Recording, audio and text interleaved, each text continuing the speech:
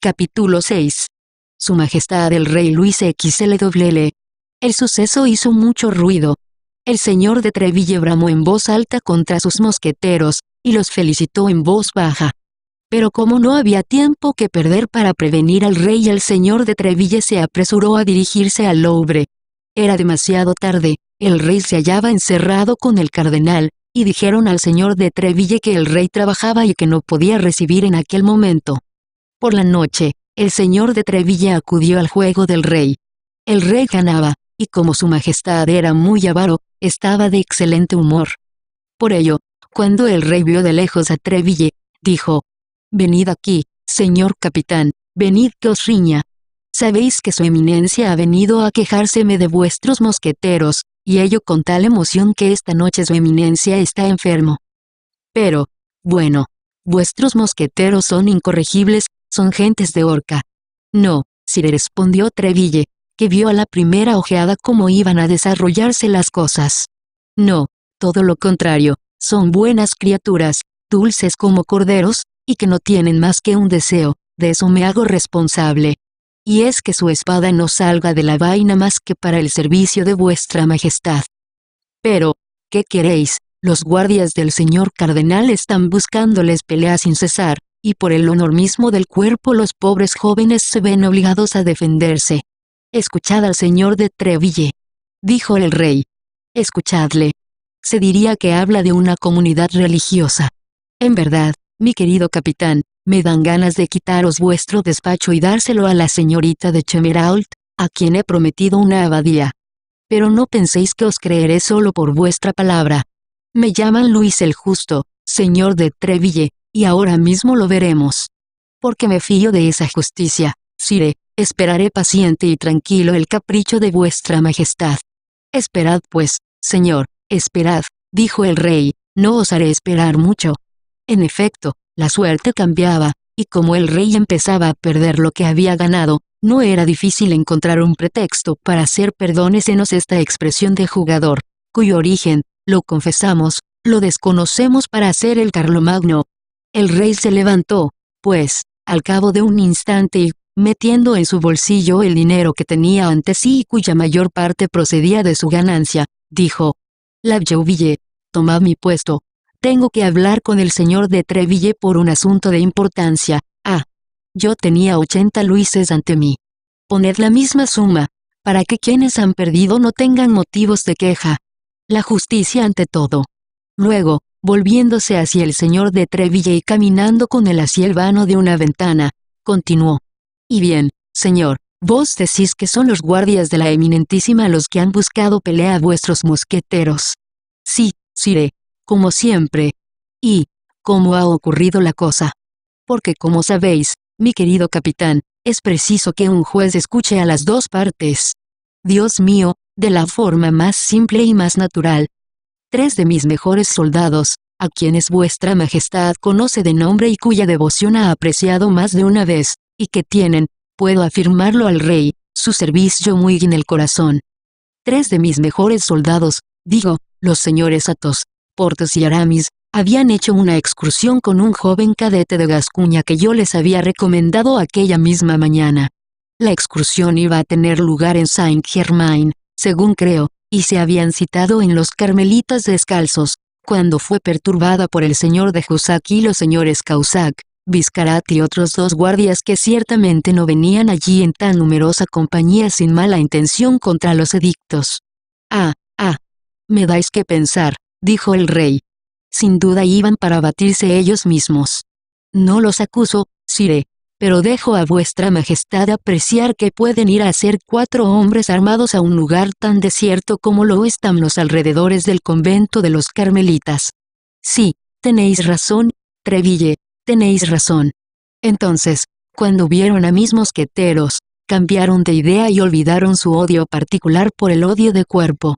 Porque vuestra majestad no ignora que los mosqueteros, que son del rey y nada más que para el rey, son los enemigos de los guardias, que son del señor cardenal. «Sí, Treville, sí», dijo el rey melancólicamente, «y es muy triste, creedme, ver de este modo 2 partidos en Francia, 2 cabezas en la realeza. Pero todo esto acabará, Treville, Todo esto acabará. Decís, pues, que los guardias han buscado pelea a los mosqueteros. Digo que es probable que las cosas hayan ocurrido de este modo, pero no lo juro, sire. Ya sabéis cuán difícil de conocer es la verdad, y a menos de estar dotado de ese instinto admirable que ha hecho llamar a Luis XIII el justo. Y tenéis razón, Treville, pero no estaban solos vuestros mosqueteros, no había con ellos un niño. Sí, sire, y un hombre herido. De suerte que 3 mosqueteros del rey, uno de ellos herido, y un niño no solamente se han enfrentado a 5 de los más terribles guardias del cardenal, sino que aún han derribado a 4 por tierra. Pero, eso es una victoria, exclamó el rey radiante. Una victoria completa. Sí, sire, tan completa como la del puente de C. 4 hombres, uno de ellos herido y otro un niño. Decís. Un joven apenas hombre, que se ha portado tan perfectamente en esta ocasión que me tomaré la libertad de recomendarlo a vuestra majestad. ¿Cómo se llama? D'Artagnan, sire. Es hijo de uno de mis más viejos amigos. El hijo de un hombre que hizo con el rey vuestro padre, de gloriosa memoria, la guerra partidaria. Y decís que se ha portado bien ese joven. Contadme eso, Treville.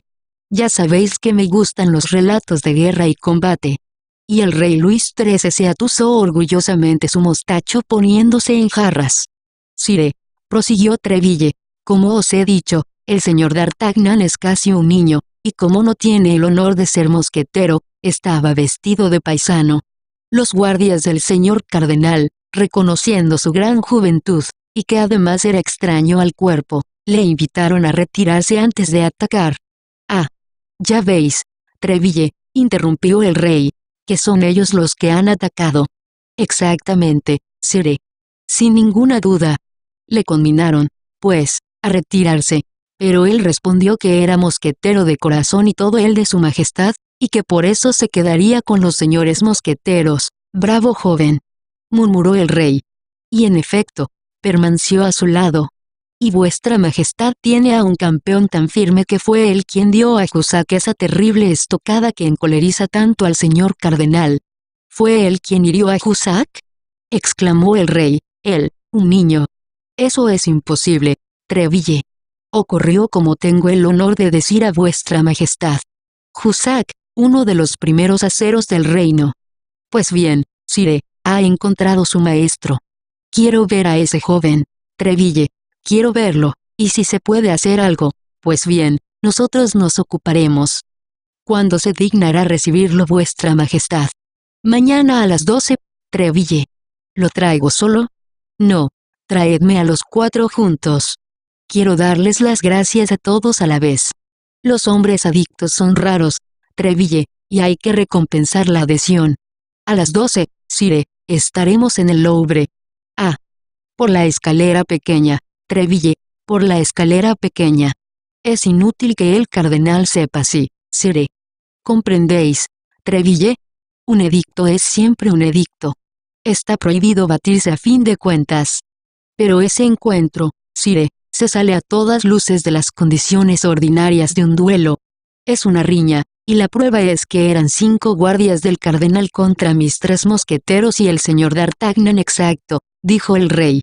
Pero no importa, Treville. De todas formas, venid por la escalera pequeña. Treville sonrió. Pero como era ya mucho para él haber obtenido que aquel niño se revolviese contra su maestro, saludó respetuosamente al rey, y con su licencia se despidió de él.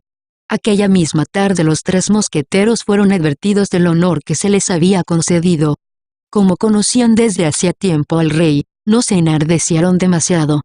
Pero D'Artagnan, con su imaginación gascona, vio venir su fortuna y pasó la noche haciendo sueños dorados. Por eso, a las 8 de la mañana estaba en casa de Athos. D'Artagnan encontró al mosquetero completamente vestido y dispuesto a salir. Como la cita con el rey no era hasta las 12, había proyectado con Porthos y Aramis ir a jugar a la pelota a un garito situado al lado de las caballerizas del Luxemburgo. Athos invitó a D'Artagnan a seguirlos, y pese a su ignorancia de aquel juego, al que nunca ha jugado, este aceptó, sin saber qué hacer de su tiempo desde las 9 de la mañana que apenas eran hasta las 12. Los 2 mosqueteros habían llegado ya y peloteaban juntos. Athos, que era muy aficionado a todos los ejercicios corporales, pasó con D'Artagnan al lado opuesto, y los desafió. Pero al primer movimiento que intentó, aunque jugaba con la mano derecha, comprendió que su herida era demasiado reciente aún para permitirle semejante ejercicio. D'Artagnan se quedó, pues, solo, y como declaró que era demasiado torpe para sostener un partido en regla, continuaron enviando solamente pelotas sin contar los tantos. Pero una de aquellas pelotas, lanzada por el puño hercúleo de Porthos, pasó tan cerca del rostro de D'Artagnan que pensó que, si en lugar de pasarle de lado, le hubiera dado, su audiencia se habría probablemente perdido, dado que le hubiera sido del todo imposible presentarse ante el rey. Y como, según su imaginación gascona, de aquella audiencia dependía todo su porvenir, saludó cortésmente a Porthos y Aramis, declarando que no proseguirla la partida sino cuando estuviera en situación de hacerles frente, y se volvió para situarse junto a la soga y en la galería. Por desgracia para D'Artagnan, entre los espectadores se encontraba un guardia de su eminencia, el cual, todo enardecido aún por la derrota de sus compañeros, y llegado la víspera solamente, se había prometido aprovechar la primera ocasión de vengarla. Creyó, pues, que la ocasión había llegado y, dirigiéndose a su vecino, dijo: «No es sorprendente que ese joven tenga miedo de una pelota, es sin duda un aprendiz de mosquetero». D'Artagnan se volvió como si una serpiente lo hubiera mordido y miró fijamente al guardia que acababa de decir aquella insolente frase. «Pardiez», prosiguió aquel rizándose insolentemente el mostacho. «Miradme cuanto queráis, mi querido señor, he dicho lo que he dicho. Y como lo que habéis dicho está demasiado claro para que vuestras palabras necesiten una explicación», respondió D'Artagnan en voz baja, «os ruego que me sigáis». «¿Y eso? ¿Cuándo?», preguntó el guardia con el mismo aire burlón. «Ahora mismo, si os place». «¿Y, sabéis por casualidad quién soy?». «Lo ignoro completamente, y no me inquieta». «Pues os equivocáis, porque si supieseis mi nombre, quizá no tuvierais tanta prisa». «¿Cómo os llamáis?». «Bernajoux, para serviros». «Pues bien, señor Bernajoux», dijo tranquilamente D'Artagnan, «voy a esperaros a la puerta». «Id, señor, os sigo». «No os apresuréis, señor, que no se den cuenta de que salimos juntos. Comprended que, para lo que vamos a hacer, demasiada gente nos molestaría». «Está bien», respondió el guardia asombrado de que su nombre no hubiera producido más efecto sobre el joven. En efecto, el nombre de Bernajoux era conocido de todo el mundo, a excepción quizá de D'Artagnan solamente. Porque era uno de esos que figuraba la mayoría de las veces en las riñas cotidianas que todos los edictos del rey y del cardenal no habían podido reprimir. Porthos y Aramis estaban tan ocupados con su partido y Athos los miraba con tanta atención que no vieron siquiera salir a su joven compañero, que, como había dicho al guardia de su eminencia, se detuvo en la puerta. Un momento después, este bajaba a su vez. Como D'Artagnan no tenía tiempo que perder, dado que la audiencia del rey estaba fijada para las 12, echó una ojeada en torno suyo y, viendo que la calle estaba desierta, dijo a su adversario: «A fe mía que, aunque os llaméis Bernajoux, es una suerte para vos tener que habérosla solo con un aprendiz de mosquetero. Pero tranquilizaos, lo haré lo mejor que pueda. En guardia». «Pero», dijo aquel a quien D'Artagnan provocaba de ese modo, «me parece que el lugar está bastante mal escogido, y que estaría mejor detrás de la abadía de Saint-Germain o en el Preux-Clercs». «Lo que decís está muy puesto en razón», respondió D'Artagnan. «Desgraciadamente, no me sobra el tiempo. Tengo una cita a las 12 en punto». «En guardia, pues, señor, en guardia». Bernajoux no era hombre para hacerse repetir 2 veces semejante cumplido. En el mismo instante su espada brilló en su mano y lanzó sobre su adversario al que, gracias a su gran juventud, espera intimidar. Pero D'Artagnan había hecho la víspera su aprendizaje, y recién salido de su victoria, todo henchido de su futuro favor, había resuelto no retroceder un paso. Por eso los 2 aceros se encontraron metidos hasta las guardas, y como D'Artagnan se mantenía firme en su puesto, fue su adversario el que dio un paso en retirada. Pero D'Artagnan aprovechó el momento en que, en ese movimiento, el acero de Bernajoux se desviaba de la línea, libró, se lanzó a fondo y tocó a su adversario en el hombro. Enseguida D'Artagnan dio un paso hacia atrás a su vez y levantó su espada. Pero Bernajoux le gritó que no era nada, y tirándose ciegamente sobre él, se ensartó él mismo. Sin embargo, como no caía, como no se declaraba vencido, sino que solo se iba acercando hacia el palacio del señor de la Trémoville a cuyo servicio tenía un pariente, D'Artagnan, ignorando él mismo la gravedad de la última herida que su adversario había recibido, le acosaba vivamente, y sin duda lo iba a rematar de una tercera estocada cuando, habiéndose extendido el rumor que se alzaba en la calle hasta el juego de pelota, dos de los amigos del guardia, que le habían notado intercambiar algunas palabras con D'Artagnan y que le habían visto salir a raíz de aquellas palabras, se precipitaron espada en mano fuera del garito y cayeron sobre el vencedor. Pero al momento Athos, Porthos y Aramis aparecieron a su vez, y en el momento en que los guardias atacaban a su joven camarada, los forzaron a volverse. En aquel momento Bernajoux cayó. Y como los guardias eran solo 2 contra 4, se pusieron a gritar: «¡A nosotros, Palacio de la Trémoville!». A estos gritos, todos los que había en el palacio salieron, abalazándose sobre los 4 compañeros que por su parte se pusieron a gritar: «¡Ya nosotros, mosqueteros!». Este grito era atendido con frecuencia, porque se sabía a los mosqueteros enemigos de su eminencia, y se los amaba por el odio que sentían hacia el cardenal. Por eso los guardias de otras compañías distintas a las que pertenecían al Duque Rojo, como lo había llamado Aramis, por lo general tomaban partido en esta clase de querellas por los mosqueteros del rey. De 3 guardias de la compañía del señor de Césars que pasaban, 2 vinieron, pues, en ayuda de los 4 compañeros, mientras el otro corría al palacio del señor de Treville, gritando: «¡Ya nosotros, mosqueteros, a nosotros!». Como de costumbre, el palacio del señor de Treville estaba lleno de soldados de esa arma, que acudieron en socorro de sus camaradas. La refriega se hizo general, pero la fuerza estaba del lado de los mosqueteros. Los guardias del cardenal y las gentes del señor de la Trémoville se retiraron al palacio, cuyas puertas cerraron justo a tiempo para impedir que sus enemigos hicieran irrupción a la vez que ellos. En cuanto al herido, había sido transportado dentro al principio y, como hemos dicho, en muy mal estado. La agitación llegaba a su colmo entre los mosqueteros y sus aliados, y se deliberaba ya si, para castigar la insolencia que habían tenido los criados del señor de la Trémoville de hacer una salida contra los mosqueteros del rey, no se prendería fuego a su palacio. La proposición había sido hecha y acogida con entusiasmo cuando afortunadamente sonaron las 11. D'Artagnan y sus compañeros se acordaron de su audiencia y, como habrían sentido que se diera un golpe tan hermoso sin ellos, consiguieron calmar los ánimos. Se contentaron, pues, con arrojar algunos adoquines contra las puertas, pero las puertas resistieron. Entonces se cansaron. Por otro lado, aquellos que debían ser mirados como cabecillas de la empresa habían abandonado hacía un instante el grupo y se encaminaban hacia el palacio del señor de Treville, que los esperaba, al corriente ya de esta algarada. «Deprisa, al Louvre», dijo, «al Louvre sin perder un instante, y tratemos de ver al rey antes de que sea prevenido por el cardenal. Nosotros le contaremos las cosas como una continuación del asunto de ayer, y los 2 pasarán juntos». El señor de Treville, acompañado de los 4 jóvenes, se encaminó pues hacia el Louvre. Pero, para gran asombro del capitán de los mosqueteros, le anunciaron que el rey había ido a Montería del Ciervo en el bosque de Saint-Germain. El señor de Treville se hizo repetir 2 veces aquella nueva, y a cada vez sus compañeros vieron su rostro ensombrecerse. «¿Acaso su majestad?», preguntó, «tenía desde ayer el proyecto de esta cacería».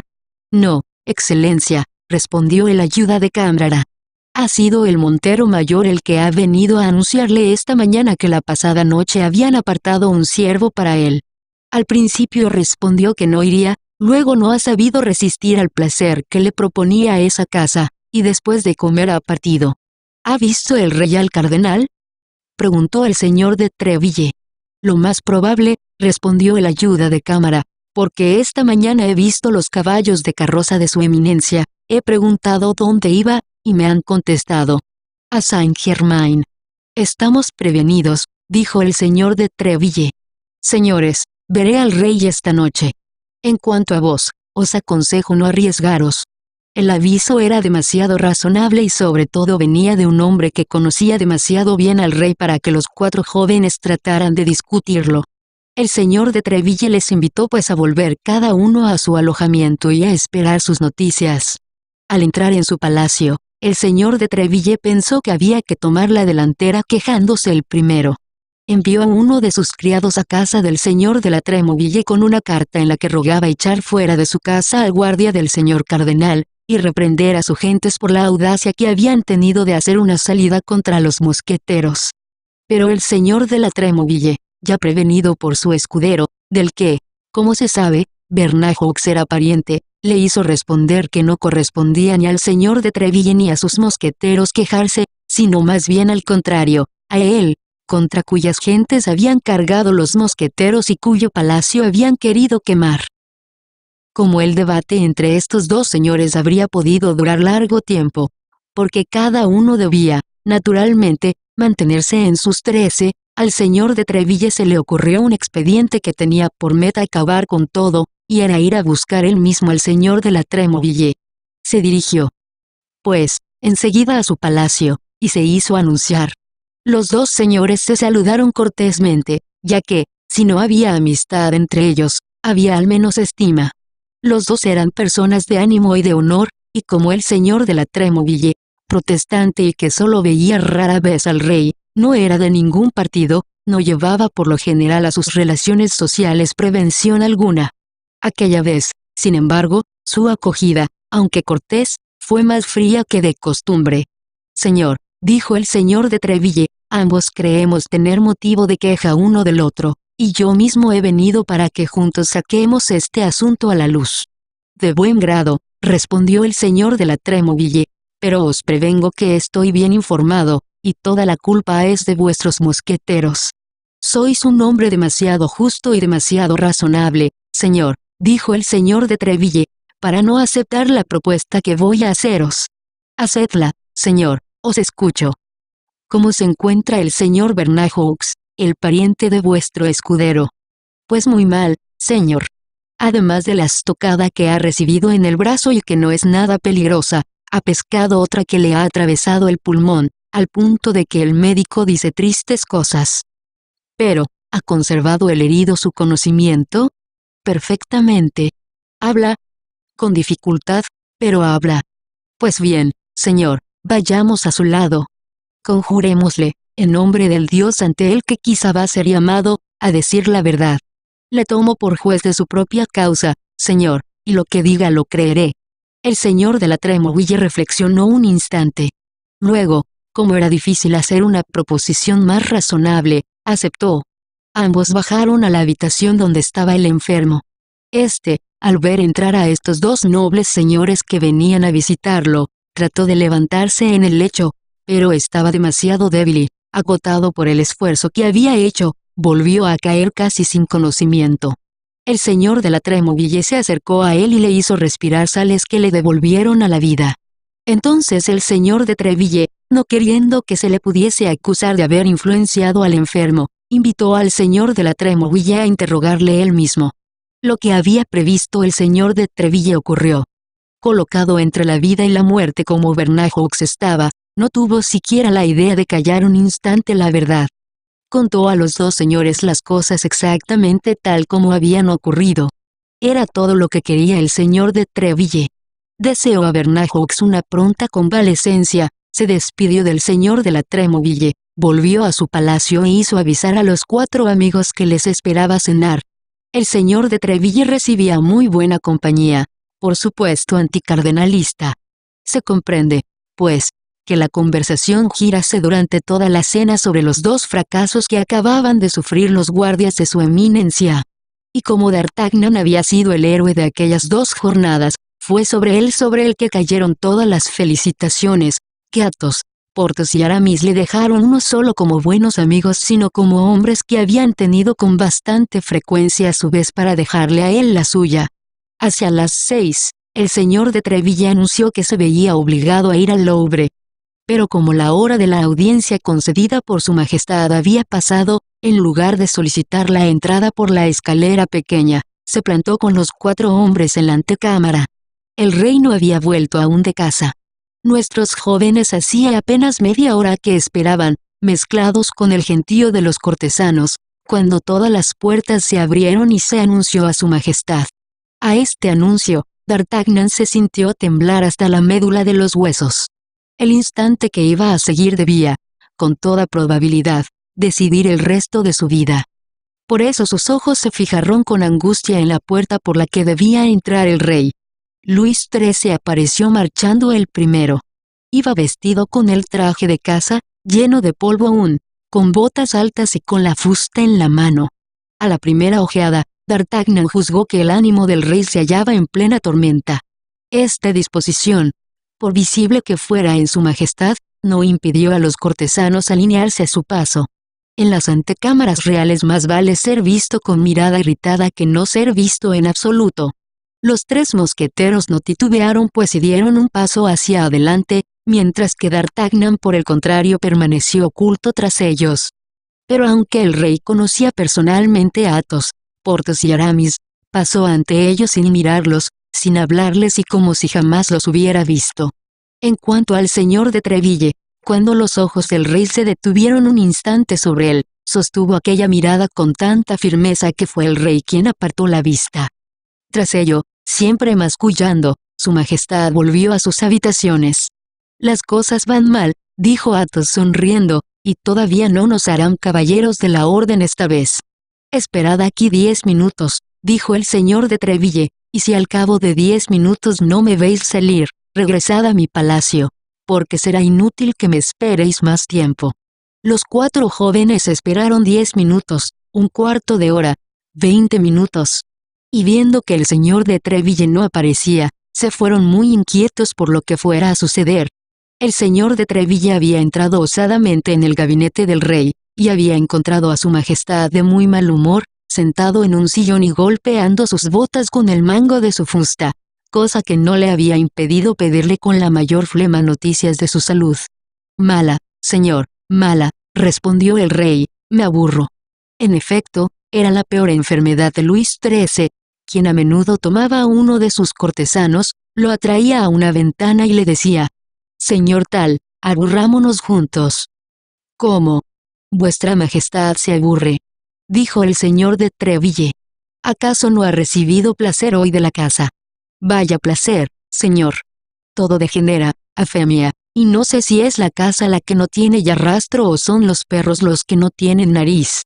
Lanzamos un ciervo de 10 años, lo corremos durante 6 horas, y cuando está a punto de ser cogido, cuando Saint-Simon pone ya la trompa en su boca para hacer sonar el alalí, y crack, toda la jauría se deja engañar y se lanza sobre un cervato. Como veis me veré obligado a renunciar a la montería como he renunciado a la casa de vuelo.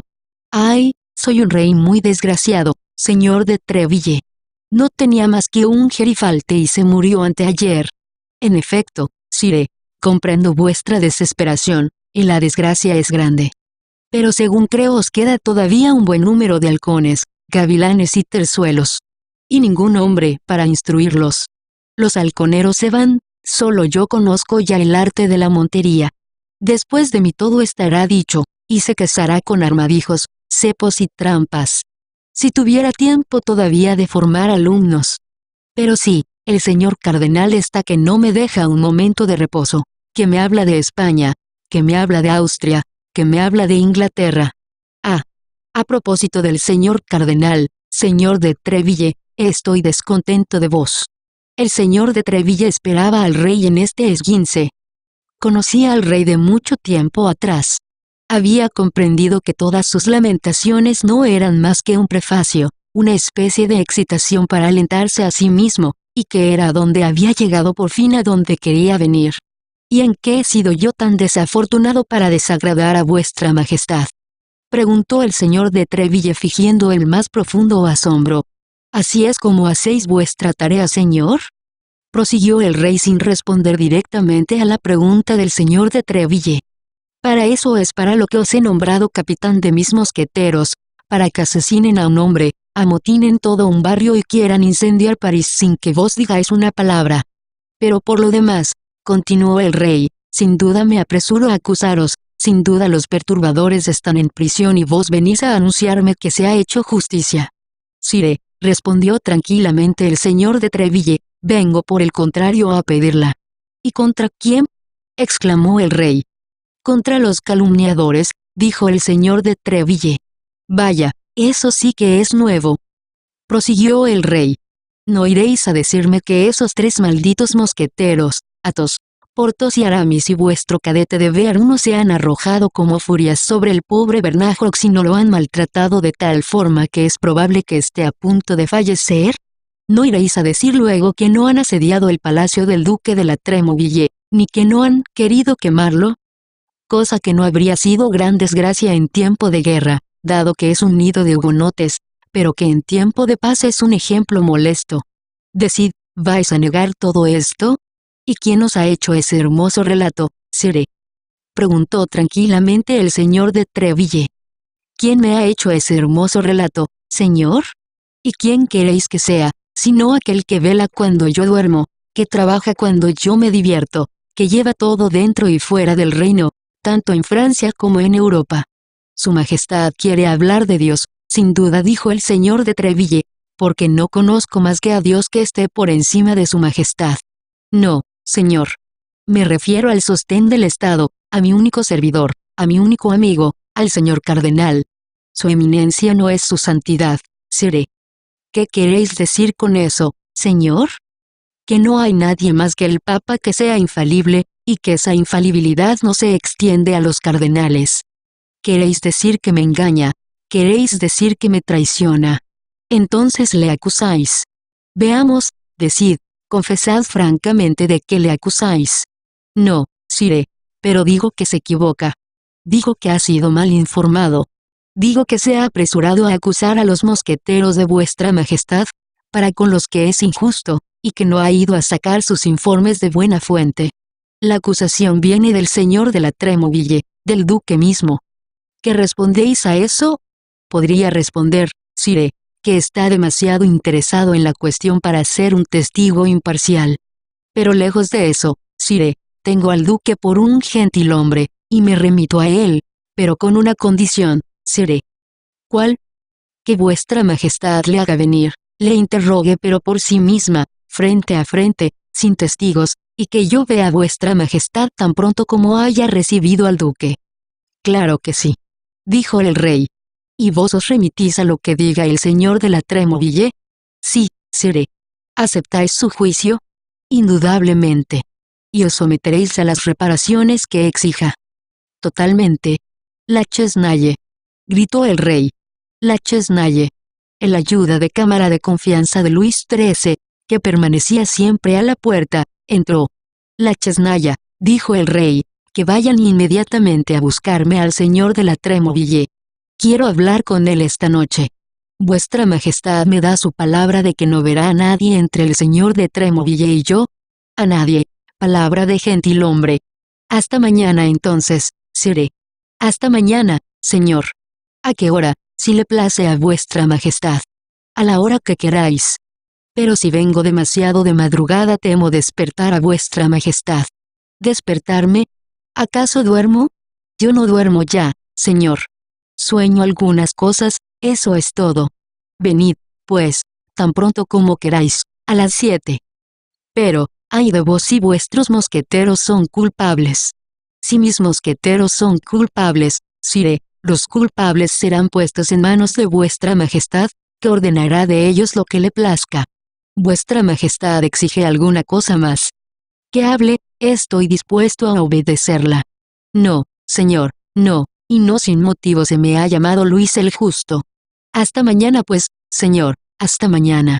Dios guarde hasta entonces a vuestra majestad.